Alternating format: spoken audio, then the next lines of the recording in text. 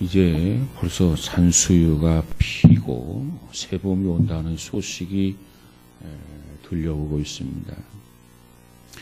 이것은 아무리 겨울이 춥고 지루한 그런 계절이라 할지라도 봄이 온다라고 하는 이 자연의 순리는 우리는 거역할 수가 없습니다. 이것이 자연의 순리예요. 그런데 이 자연의 순리에 맞지 않게 인간이 사는 세계는 봄이 가면 여름이 오고 여름이 가면 가을이 오고 가을이 지나면 겨울이 오고 겨울이 지나면 다시 봄이 온다는 식의 질서가 참 통하지 않는 것이 인간이 사는 세계가 아닌가 이렇게 보여집니다. 다시 말하면 우리가 살고 있는 이 세계는 항상 춥고 항상 지루하고 항상 침울한 겨울과 같은 나날들이 계속되고 있다는 거죠. 우리 인간이 이 지상에 존재하기 시작한 이래 어느 시대를 막론하고 이 땅에 단 한 번만이라도 전쟁이 없었던 때가 있었는가, 또 질병이 없었던 때가 있었는가를 생각해 봅니다. 지금도 세계 도처에서는 국경 분쟁, 테러, 지진, 화산 폭발, 흉년, 한파, 폭염, 거기다가 신종 코로나 바이러스라고 하는 질병들, 이런 것들이 연속되면서 마치 조지 오웰의 예언이 맞아 떨어지는 듯한 위기감을 던져주고 있습니다. 언젠가 어느 날 길거리를 지나가다가 과일을 파는 노점상을 본 일이 있었습니다. 마침 그때 어떤 사람이 그저 오렌지를 팔고 있었습니다. 손님이 그 오렌지를 사는데 상자 안에 들어있는 싱싱한 것으로 좀 주십시오. 그러자 그 노점상 주인은 두말 없이 나무 상자를 묶었던 철사줄, 그 철사줄을 손으로 잡아 뜯기 시작을 했습니다. 그러나 그 굵고 요연한 줄이 뜯어질 리가 없었습니다. 주인은 계속해서 손으로 힘을 다하여 그 철사줄을 끊으려고 잡아당겼지만은 그 철사줄은 늘어날 뿐 끊어지지를 않았습니다. 그러기를 한 5분 정도 계속 하다가 그 주인이 생각을 바꾸었는지 철사줄을 끊으려는 시도를 중단하고 철사를 이었던 이음 부분을 풀기를 시작을 했습니다. 그러자 그 철사줄은 약 한 2분 안에 풀려지게 되고, 그래서 기다리던 손님은 오렌지를 한아름 사들고 그저 밝은 표정으로 가게를 떠나는 그 모습을 본 적이 있었습니다. 저는 그 모습을 보는 순간 떠오르는 영감이 있었습니다. 모든 문제라고 하는 것은 억지로 잡아 뜯을 것이 아니라 모든 문제는 풀어야 된다는 겁니다. 풀어야. 아무리 어려운 문제도, 아무리 힘든 문제도 풀면 된다는 거예요. 그렇습니다. 여러분에게 어떠한 위기가 있습니까? 여러분에게 어떠한 어려움이 있습니까? 그 위기라고 하는 것, 그 어려움이라고 하는 것, 풀어나가는 길이 있다고 하는 것을 우리는 잊어서는 안 됩니다. 자, 오늘 본문을 보세요. 오늘 본문의 내용이 뭡니까? 에스겔 선지자가 어느 날 골짜기에 나아갔다가 수를 셀 수 없을 만큼의 많은 마른 뼈들이 나 뒹굴고 있는 그 모습을 환상으로 보게 됩니다. 사람이 죽으면 매장하게 되고 10년, 그리고 20년이 지나면 살, 물 다 없어지고, 이건 뭐라고 말합니까? 탈골한다 이렇게 말하죠. 뼈만 남게 되어 있습니다. 에스겔은 바로 이와 같은 환상을 보게 된 것입니다. 이 환상을 통해서 그가 본 뼈들은 이미 희망을 잃어버린 채 수십 년이 되었다는 거예요. 에스겔에게는 마른 뼈들이 보였습니다. 그렇다면 오늘 우리의 눈에는 무엇이 보입니까? 우리 눈에 보이는 것이 어떠한 것들입니까? 우리 눈에 보이는 것이 희망입니까? 우리 눈에 보이는 것이 절망입니까? 우리 눈에 보이는 것이 안정입니까? 우리 눈에 보이는 것이 위기입니까? 아니면 평화입니까? 아니면 건강입니까? 아니면 질병입니까?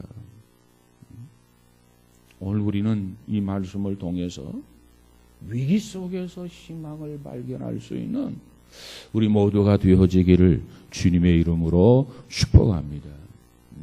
오늘 본문에 보면 이 뼈들이 능히 살 수 있겠느냐? 이 마른 뼈들을 보고 있는 에스겔을 향해서 하나님께서 질문합니다. 야, 에스겔아, 이 마른 뼈들이 능히 살 수 있겠느냐? 오늘 본문 3절을 보세요. 이 뼈들이 능히 살겠느냐 하시기로 내가 대답하되 주 여호와여 주께서 아시나이다 그랬어요. 이 질문은 이 마른 뼈들에게 무슨 희망이 있어 보이느냐 그 질문이요. 마른 뼈들이 뒤덮인 삭막한 그 골짜기에서 무슨 희망의 노래를 들을 수 있겠습니까? 그래서 에스겔은 솔직히 대답을 합니다. 뭐라고 대답합니까? 주께서 아십니다. 그곳에서 희망을 발견할 수가 없어요, 에스겔은. 그래서 그가 대답하기를 주께서 아십니다. 저는 어느 날 산소호흡기에 코를 댄 그런 사경을 헤매는 그런 장병, 군인을 본 적이 있습니다. 그래서 병사 하나가 참 어려움 때문에 사경을 헤맨다는 소리를 듣고 병실을 찾아갔어요. 근데 벌써 가족들에게 연락을 했고 그 병사의 어머니가 벌써 도착했고 그래서 제가 목사입니다. 제가 군목입니다. 그랬더니 제 손을 잡고 목사님 우리 아이가 살 수 있을까요? 그 질문 앞에 저는 사실 뭐라고 대답할 수 없었습니다. 제가 의사도 아니고 그래서 저는 이렇게 대답한 적이 생각이 납니다. 희망을 잃지 마십시오. 주님께서 고치실 것입니다. 그리고 함께 기도합시다.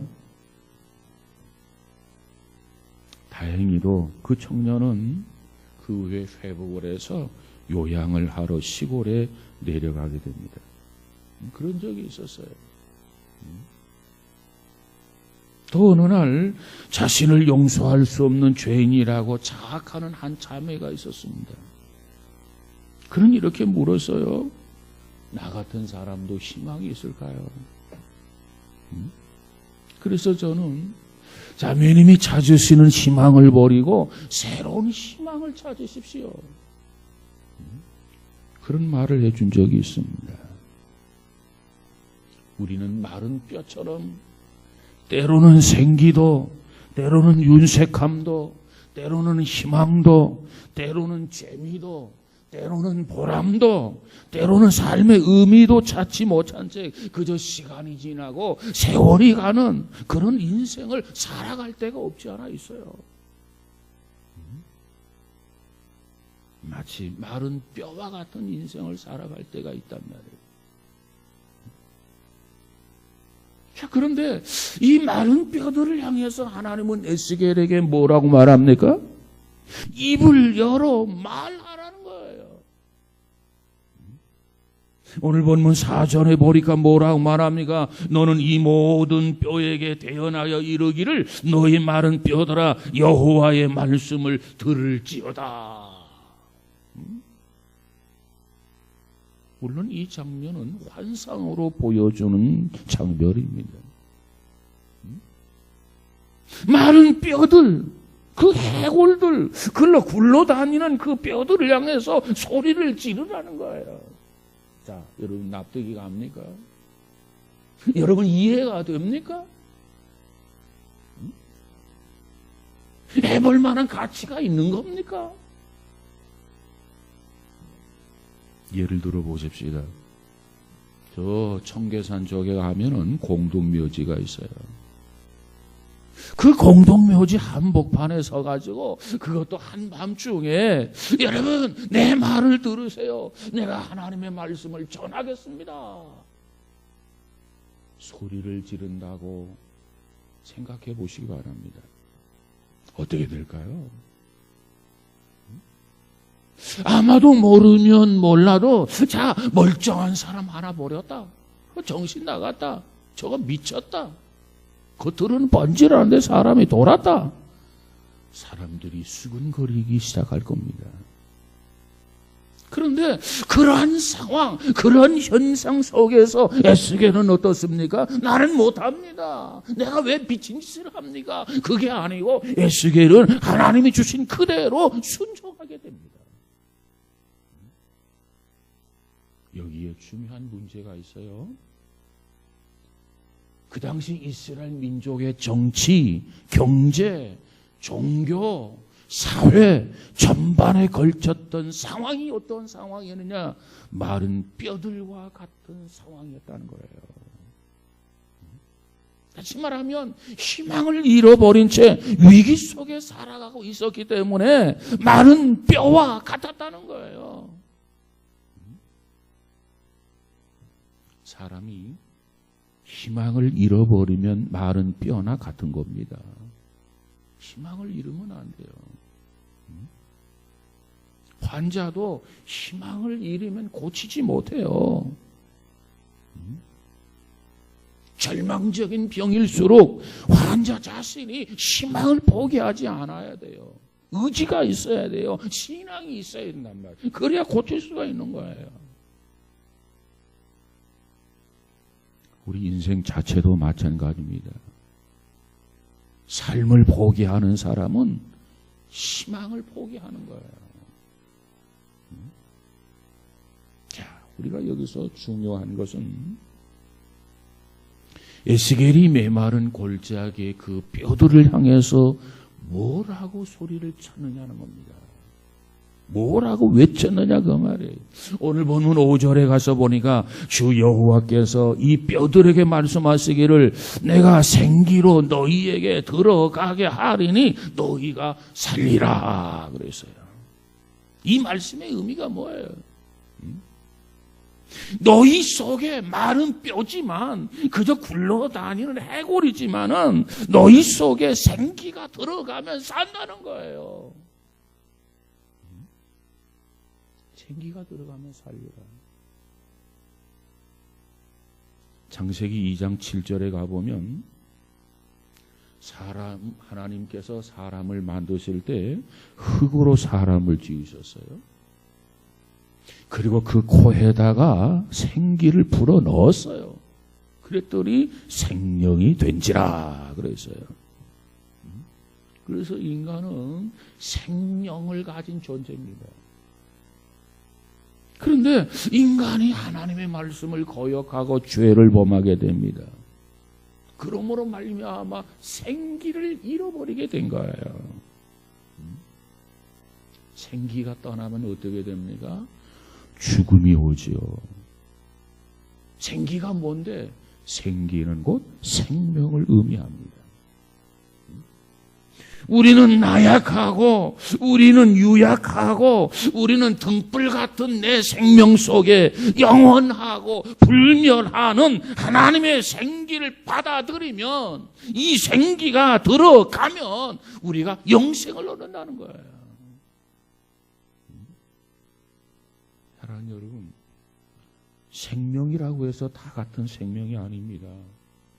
하루를 사는 생명이 있고 10년, 20년을 사는 생명이 있고 100년, 200년을 사는 생명이 있고 500년을 산다는 학이나 거북이 생명이 있어요. 그러나 예수 믿는 생명, 예수를 통해서 얻는 생명, 하나님이 주신 생명, 이 생명은 곧 영원한 생명이에요. 영원한 생명. 그래서 주님께서 뭐라고 말합니까? 나는 생명이다. 나는 길이요 진리요 생명이다. 이렇게 주님께서 선언해 주신 것을 믿으시기 바랍니다. 종합병원 내과 전문의의 고백을 들은 적이 있어요.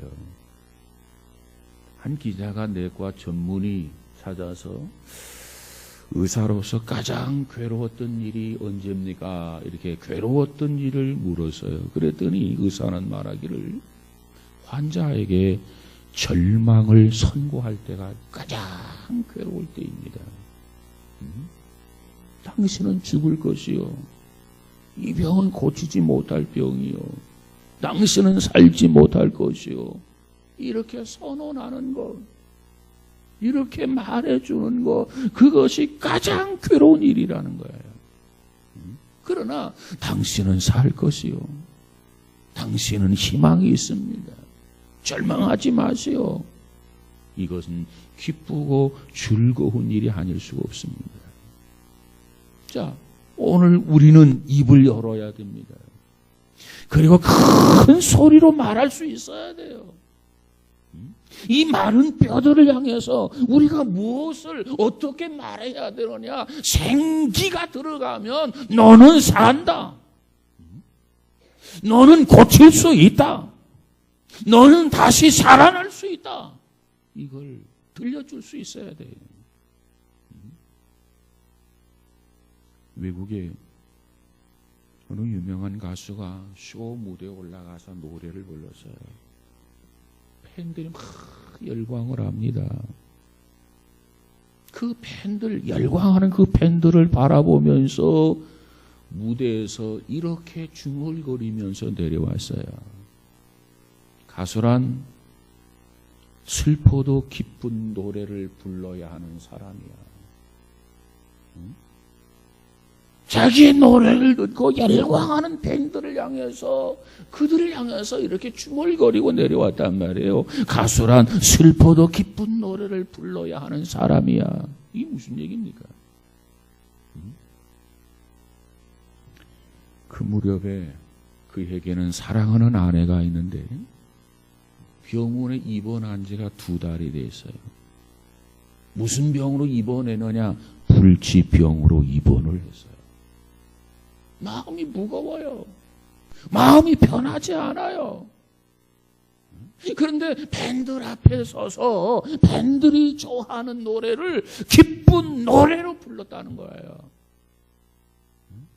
마음은 기쁘지 않는데, 마음은 흥겹지가 않은데 팬들 때문에 기쁜 노래를 불렀다는 거예요.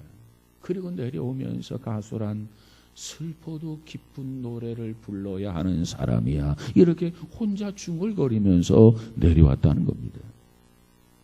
그러나 우리가 불러야 할 노래는 그런 노래가 아닙니다. 우리가 예수를 믿고 부르는 노래는 그런 종류의 노래가 아니에요. 어떤 노래냐? 생명의 노래입니다. 어떤 노래인가? 구원의 노래입니다. 나도 살고 너도 산다는 노래예요. 누구든지 생명을 얻고 구원을 얻는다고 하는 이 외침이요, 이 노래라는 거예요.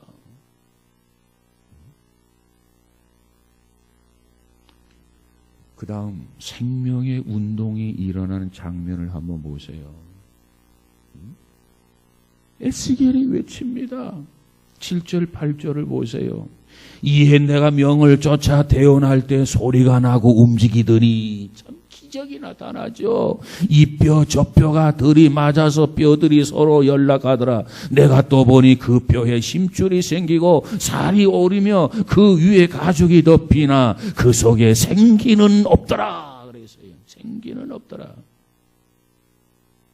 이것은 무엇을 의미하느냐? 절망의 회복을 의미합니다. 회복. 환상이기는 합니다만 참으로 장관이었을 거예요. 그 많은 뼈들이 자기 눈앞에서 움직이기 시작한다는 거죠. 움직여. 그리고 그 뼈들이 움직이더니 이 뼈, 저 뼈들이 들이맞아서 이 뼈들이 조립이 되는 거예요. 마치 여러분 로봇을 조립할 때처럼 그 모든 것들이 뼈들이 서로 연락하면서 서로 척척척 맞아가지고 조립이 되는 거예요. 그리고 그것으로 끝나는 게 아닙니다. 힘줄이 생기고 그걸로 끝나는 게 아니에요. 또 살이 오르고 그것을 끝나는 게 아니에요. 가죽이 덮이고. 여러분 얼마나 신비로운 일입니까? 한번 상상해 보세요. 얼마나 참 장관이냐 그 말이에요. 가발을 쓰고 눈썹을 그리고 입술에 루즈를 바르고 값비싼 양장을 걸치고 가죽 신발을 신고 왼손에는 핸드백을 걸치고 멋있게 서 있는 여인이 있었어요. 그런데 낮에도 그 모양이고 저녁에도 그 모양인 채로 날마다 그 자리에 동일하게 서 있어요. 뭘까요? 쇼윈도의 마네킹입니다. 똑같아. 늘씬해. 예뻐. 그 안에 생명이 없어요. 자, 그 다음에 어떻게 진행이 됩니까? 큰 군대가 되었더라. 한번 생각해 보시기 바랍니다. 자, 이와 같이 이 뼈들이 움직이고, 그리고 서로 연락하고, 그리고 거기에 힘줄이 생기고, 그리고 거기에 살이 오르고, 거기에 가죽이 덮이고, 그리고 그 속에 생명이 없었지만 생기를 불어넣었어요. 여러분, 거기에는 뭐가 필요해요? 생명이 필요합니다. 생명. 그래서 피가 흐르고, 그래서 맥박이 뛰고, 심장 소리, 고동 소리가 들리고, 손발이 움직이고, 입을 열고, 소리를 지르는 생명의 힘이 필요하단 말이에요. 생명의 힘. 다시 말하면 살아야 한다는 거예요. 그래서 오늘 본문 10절을 보세요.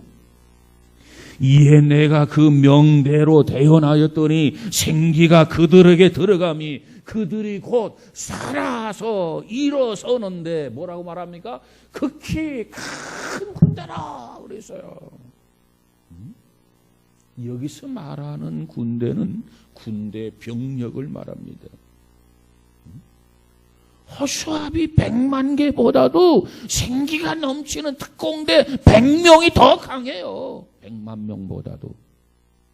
100만 개보다도. 우리에게는 생명이 필요하단 말이에요.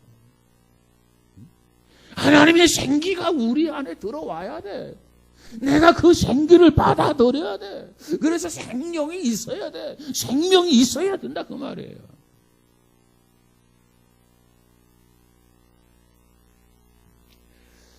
그렇다면 이 시간 우리 자신의 위치를 한번 점검해 보시기를 바랍니다.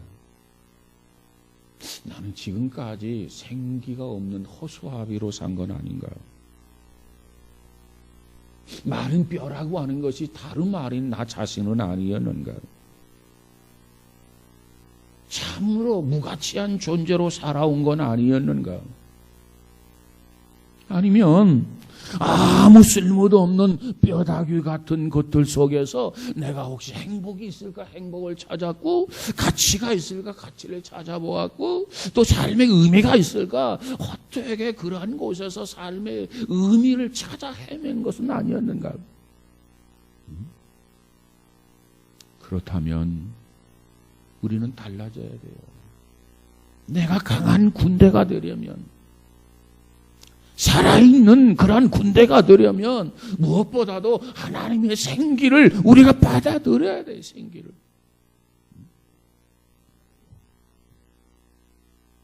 하나님의 능력, 하나님의 힘을 받아야 된다고 말해요. 그러면 하나님의 능력은 어디서부터 오는가? 하나님의 힘을 어떻게 받을 수 있는가? 여러분, 전기줄을 통해서 전기가 송전이 됩니다. 가스 파이프를 통해서 가스가 공급이 됩니다.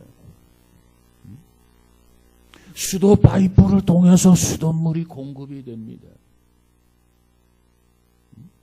전파를 통해서 음성이 오고 갑니다. 우리가 하나님의 능력을 얻으려면, 우리가 하나님의 힘을 얻으려면 어찌 해야 되는가? 우리는 무엇보다도 하나님의 말씀을 통해서 능력이 주어지고 하나님의 말씀을 통해서 하나님의 힘이 주어지는 거 우리가 잊어서는 안 돼요. 하나님의 말씀 이걸 믿어야 돼요. 그래서 사도 바울은 로마서 10장 17절에서 믿음이란 들음에서 난다 이렇게 말씀하고 있어요. 여러분, 혹시 이 시간 자신의 건강에 위기에 직면하고 있는 사람이 있습니까? 자신의 사업에 위기에 놓여 있다고 절망하는 사람이 있습니까? 또 자신의 가정과 환경이 더 이상 지탱될 수 없다고 좌절하는 사람이 있습니까? 마른 뼈와 같은 상태인데 거기에 생기를 받아들이면 돼요. 생기를 받아들이세요.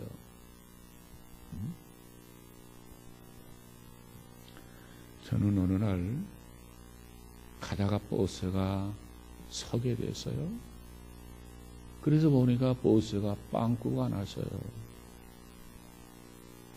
그래서 어찌하나 이렇게 지켜보았어요. 그랬더니 기사가 작기라고 하는 것을 찾아냈어요. 조그만해요. 근데 받침대를 놓고 작기를 놓고 그저 긴 파이프를 가지고 우아래로 접어줍니다. 힘도 그렇게 들이지 않아요. 그런데 그 기사가 작기를 이렇게 누르고 올리고 누르고 오르고 이걸 계속 이걸 반복하는데 움직임이 있어요. 그 움직임이 뭐냐? 그 무거운 버스가 점점점 쑥쑥쑥쑥쑥 올라가더라는 거예요. 야, 참 그거 희한하다. 야, 그거 참 신기하다. 그 자그마한 작기인데 힘들이지 아니하고 그 무거운 버스, 무거운 트럭 이것들을 계속해서 올리고 그리고 바퀴를 교환해서 끼게 돼요. 그리고 언제 그랬느냐는 식으로 차는 다시 목적지를 향해서 나가는 것을 보았어요. 여러분, 그렇습니다. 세상에 내 힘으로는 안 돼요.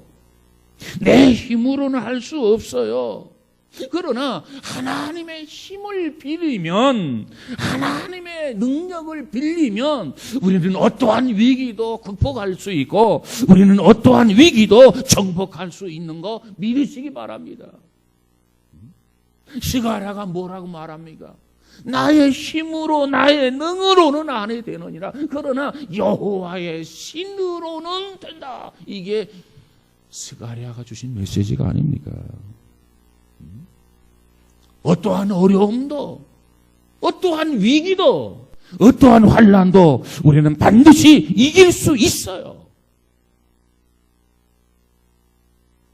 그 부분에 대한 믿음이 우리 모두에게 있어지기를 주님의 이름으로 축복합니다. 코로나 바이러스 이겨낼 수 있어요. 반드시 끝이 있을 겁니다. 우리에게는 그 믿음이 필요해요. 내 힘으로가 아니라 하나님 주신 힘으로, 하나님 주신 지혜로 반드시 극복하고 반드시 이겨내고 반드시 승리하게 될 줄로 믿습니다. 우리가 어떤 위기를 당했을 때 그 위기는 희망과 파멸의 분수령입니다. 그 위기를 통해서 희망과 파멸을 나누어지게 된다는 얘기예요. 위기 다음에 오는 게 두 가지가 있는데 하나는 파멸 아니면 희망이에요. 여러분 뭘 원하십니까?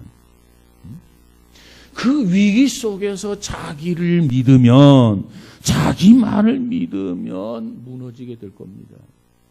파멸하게 될 것입니다. 그러나 하나님을 믿으면 반드시 일어서게 될 것입니다. 희망을 가지게 될 것입니다. 어저께 뉴스를 듣다 보니까 SBS 조동찬 의학 전문 기자 인터뷰하는 게 나왔어요. 거기 보니까 이 조동찬 의학 전문 기자가 말하기를 뭐라고 얘기하느냐. 우리는 이 바이러스를 이겨낼 수 있다. 그런 믿음이 필요하다는 거예요. 이것 때문에 너무 우울하고 이것 때문에 너무 불안해하고 그러면 우리 안에 면역력이 계속 떨어진다는 거예요. 결코 우리에게 도움이 안 된다는 거예요. 우리는 이겨낼 수 있다. 왜? 지금까지 우리는 바이러스와 싸워서 진 적이 없다는 거예요. 이겨낼 수 있다. 이런 자신감을 갖게 될 때 우리 안에 면역력이 더 업이 된다는 거예요. 그래서 저거다 저거. 우리가 힘들지만 때로는 우울하지만 때로는 두렵기도 하지만 그러나 믿음을 가지고 우리가 이겨낼 수 있다. 극복할 수 있다. 그런 자신감을 갖게 될 때 우리 안에 면역력이 생김으로 퇴치가 가능한 거 아니겠어요?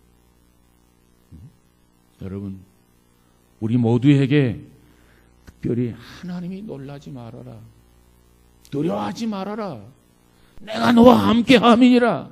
이 말씀, 이 음성을 듣고 하나님의 생기를 받아들여서 능력을 받아들여서 힘을 받아들여서 우리는 이 위기를 극복할 수 있는 우리 모두가 되어지기를 주님의 이름으로 축복합니다. 위기에서 파멸로 가는 게 아니라 위기에서 희망으로 나가자 말이에요. 그러면 우리는 반드시 이겨낼 수 있어요. 극복할 수 있어요. 아무쪼록 우리 모두가 이 믿음으로 특별히 승리할 수 있는 믿음으로 이겨낼 수 있는 우리 모두가 다 되어지기를 주님의 이름으로 축복합니다. 기도하십시다. 거룩하신 하나님 감사합니다.